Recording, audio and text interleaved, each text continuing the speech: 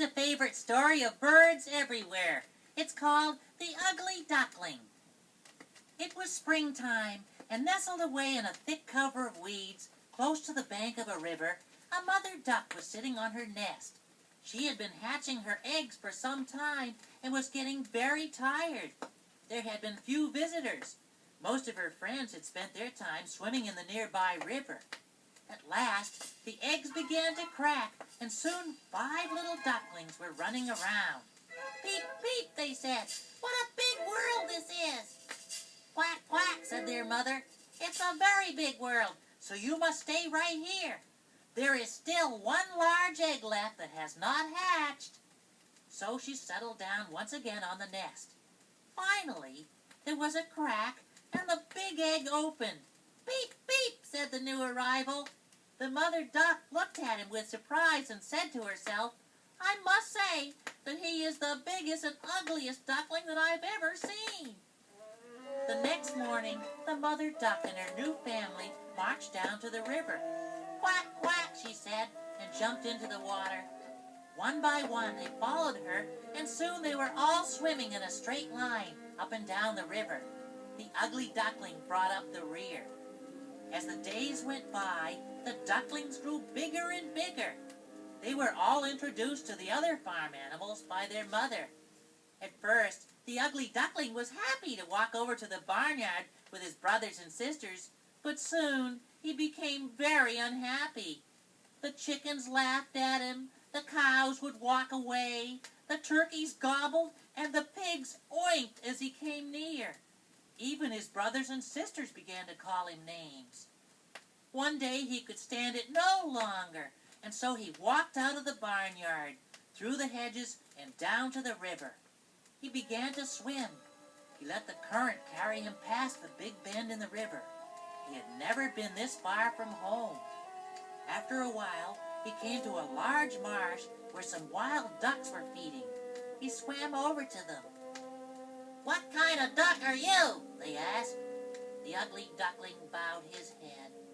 "Well, you're certainly ugly," they said, and off they flew. The duckling spent the rest of the day in the marsh eating the wild rice that grew there. As it began to grow dark, he walked through the marsh until he reached the river. He jumped in and began to swim. For the next few weeks, the ugly duckling stayed close to the river, swimming and drifting with the current. On his way, he was greeted with shouts of laughter from all the animals he met. He was really sad and lonely. Soon it was autumn. The leaves on the trees turned red and yellow and finally fell to the ground. The duckling had to stop his wandering and make a warm nest to keep out the cold winds that began to blow. One afternoon, a flock of beautiful birds flew overhead. The duckling had never seen birds so lovely. They were gleaming white with long, graceful necks. They were on their way to warmer lakes and ponds. The duckling wished he could go with them, but he was too ashamed of his ugliness. Winter arrived, and it was very cold. The duckling had to swim round and round in the water to keep it from freezing over. Food was scarce. Then, one day, the sun began to feel warm again on his feathers. The ice melted, and in the nearby trees, the birds began to sing. Spring had returned. He stood and stretched his wings. They felt stronger than ever, and soon he was flying over the woods and meadows. Looking below, he saw a lovely pond, surrounded by a large garden. He came down and rested on the surface of the pond. From the far side, 3 white swans swam out from the overhanging branches of a weeping willow tree. The duckling recognized the birds as the same ones he'd seen flying south in the autumn. "I wish I could make friends with those beautiful birds," he thought. "But I'm so ugly, they'll laugh at me and swim away." The swans swam towards him, ruffling their feathers. The ugly duckling bowed his head and waited for the laughter. As he looked down, he saw a reflection in the clear water of the pond. It was a large white bird with a long long, graceful neck. Suddenly, he realized he was looking at his own reflection. He was no longer awkward and ugly. He was a beautiful swan. The other swans swam around him, bowing their heads and stroking him with their beaks. At first, he felt quite shy and hid his head under his wing. At last, he lifted up his slender neck and looked around at his new home. Some children had come to the edge of the pond and were throwing bread and corn into the water. As the other swans fell in line behind him, he swam towards the children. "Look at the swans," the children cried. "Aren't they beautiful?" But the ugly duckling was the most beautiful of them all. Hi, I'm Bob. Big Bird asked me to read one of his favorite stories, and it turns out that it was always one of my favorites when I was young, too. It's called The Emperor's New Clothes.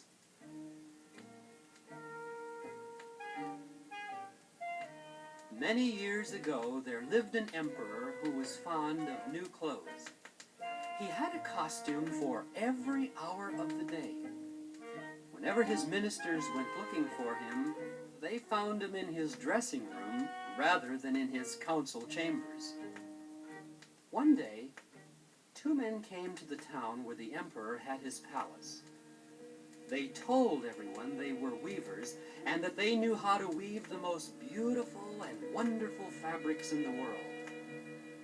Not only that, but the fabric and the clothing made from the fabric had the most unusual quality of being invisible to every person who was not fit to hold office, or who was dull or foolish. "What a splendid idea," thought the emperor. "By wearing such clothes, I should be able to discover which of my ministers are fitted for their posts. If they cannot see the clothing, I shall be able to tell the wise men from the fools."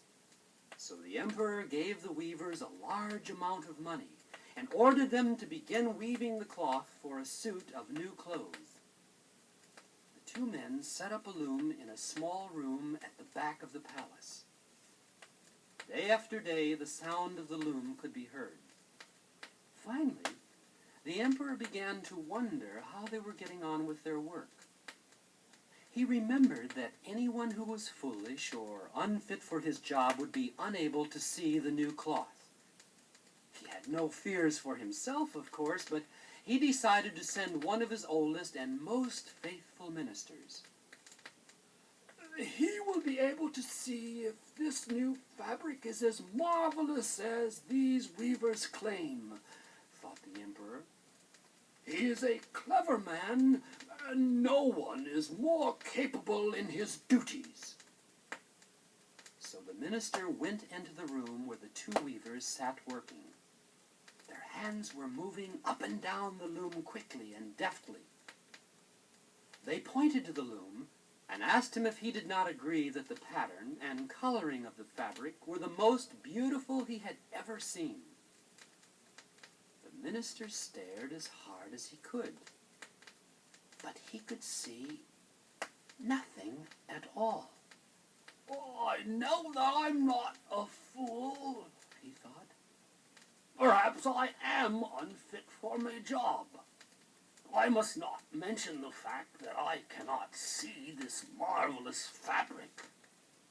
So after praising the quality and the beauty of the non-existing cloth, he went back to the emperor and gave his report.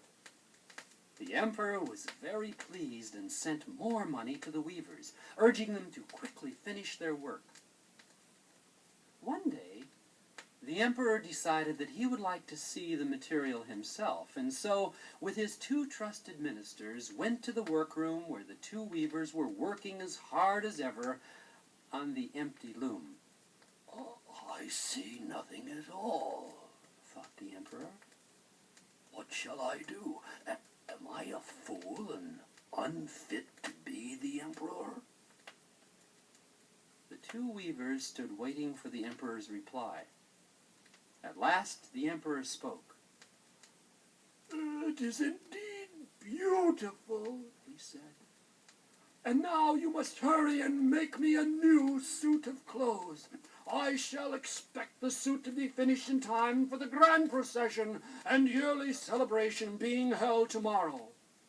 With that, he left and went back to his rooms in the palace.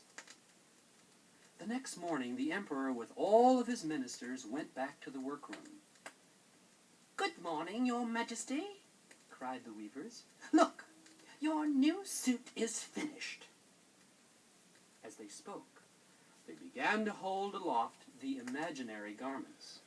The emperor took off all his clothes, and the weavers pretended to give him one article of clothing at a time. When they were finished, they led him over to a large mirror. Said all the ministers. Said the emperor. The clothes fit very well. And turning, he walked out into the street, followed by all his ministers. And there he took his place at the head of the procession, and they all began to walk through the town. All the townspeople lined the streets. "How beautiful the emperor's new clothes are!" they shouted. "Just see how well they fit." Nobody would admit that they could see nothing because nobody wanted to be called a fool or unfit for their post. They just waved and applauded as the emperor strode by. Suddenly, a little girl standing next to her father was heard to say, "But he has nothing on." And then one person whispered to another, "The child is honest. She has nothing to lose by telling the truth." And that person whispered what the child had said to another, until at last all the people cried out, "But he has nothing on!" He has nothing on. He has nothing on. He has nothing on. The emperor was ashamed because he realized it was true. But he thought, The procession must go on.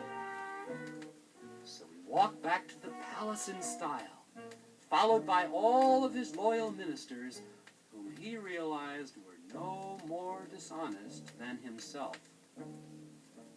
The subject of the emperor's new clothes was never mentioned again by anyone in the kingdom.